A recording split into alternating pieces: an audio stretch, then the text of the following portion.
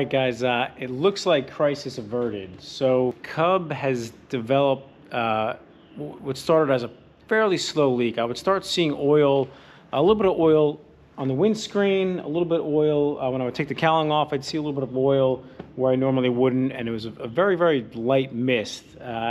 So, you know, you start asking around, you start reading on the forums, and pretty much everyone agrees. You know, it's an old airplane, it's a small Continental, they leak. That's kind of what they do. If you've ever seen a radial engine, on the bottom, you know, underneath the cowl, there's always a ton of oil, and then the joke is if there's no oil on the ground, that means there's no oil in the motor.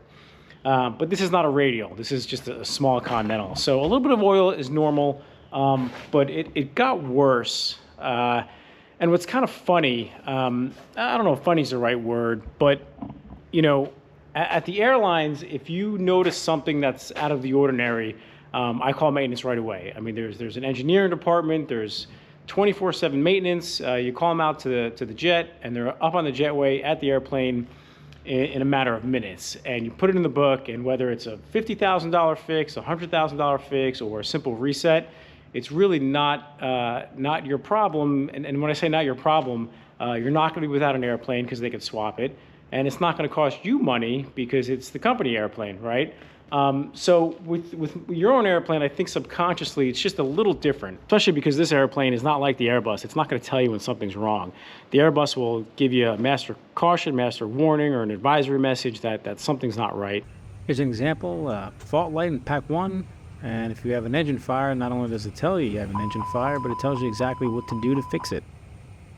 Or these airplanes, it's all on you. And not that I would ignore a potential maintenance issue, but, you know, in the back of your mind, I think that's normal, that's kind of fine. I think it's supposed to leak oil because deep down, maybe you don't want to spend the money, or you know it's going to cost a lot of money, or you might be without an airplane for a while. So I think that's, you know, the difference between flying a company airplane and flying your own personal airplane.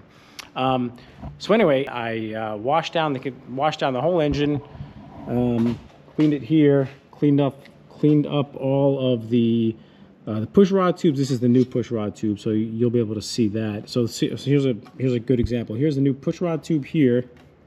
You can see that versus the old style pushrod tube, which I will. The old pushrod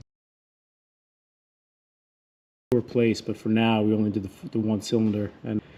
But in order to replace these pushrod tubes, you need to remove the whole cylinder because how it's installed. With the newer style, with the spring, you just get a little tool that compresses the spring. You put it up here, then you slowly release that, and it creates the tension. So you don't need to remove the cylinders, which is great. They were relatively inexpensive. It was $500 for the set. Here's what they look like. There's an STC form, and I just came back from running the engine up, flying around the pattern, and it seems like all leaks are solved. So again, what ended up happening is I had gone out to breakfast, came back, parked the airplane, and within a couple minutes, when I turned around, looked at the airplane, there was a small puddle of oil that was leaking from the cowling. I took the cowling off.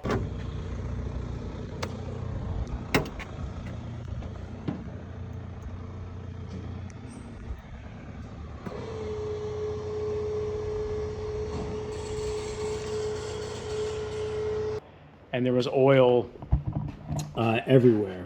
You can even see some kind of residual. There was oil all over the exhaust. There was oil all on the firewall, up on the magnetos, the heater box. This whole oil tank was wet. This was completely soaked, and the oil was all coming from this gasket here on the old pushrod